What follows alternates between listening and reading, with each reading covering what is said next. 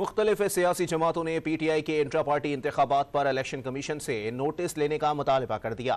مریم اورنگزیب نے موقف اپنایا کہ تاریخ میں ایسے بدترین انتخابات کی مثال نہیں ملتی۔ فیصل کریم کنڈی نے انتخابی عمل پر سوال اٹھا دیا۔ فیاض الحسن چوہان نے واضح کیا کہ پوری P T I Asif Ali Zardari کی جھولی میں جا گری ہے۔ مسلم لیگ نون نے پی ٹی آئی کے انٹرا پارٹی الیکشن کو ڈھونگ، دھاندلی زدہ اور سلیکشن قرار دے دیا۔ لیگی ترجمان مریم اورنگزیب نے موقف اپنایا کہ تاریخ میں ایسے بدترین انتخابات کی مثال نہیں ملتی۔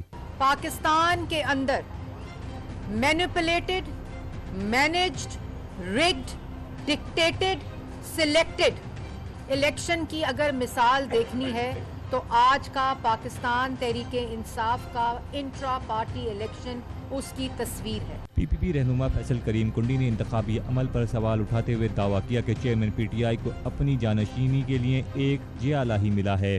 کہ آج بھی اس کو کوئی نہیں ملا، ایک پرانا جیالہ اس کو ملا جو جیے بھٹو کے نعرے مارتا تھا۔ استحکام پاکستان پارٹی کے رہنما فیاض الحسن چوہان نے موقف اپنایا کہ آج پوری P T I Asif Zardari کی جھولی میں جا گری ہے۔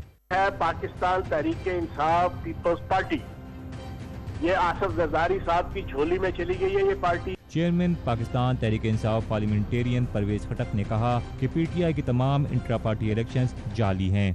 جتنے بھی ہم نے الیکشن کمیشن کو پی ٹی آئی نے ریکارڈ دیے وہ سارے جعلی تھے۔ الیکشن کمیشن کے حکم پر پی ٹی آئی کے انٹرا پارٹی الیکشن میں بیرسٹر علی گوہر بلا مقابلہ پارٹی چیئرمین منتخب ہوئے ہیں اور اب پاکستان تحریک انصاف نئی قیادت کے ہاتھ میں آ گئی ہے۔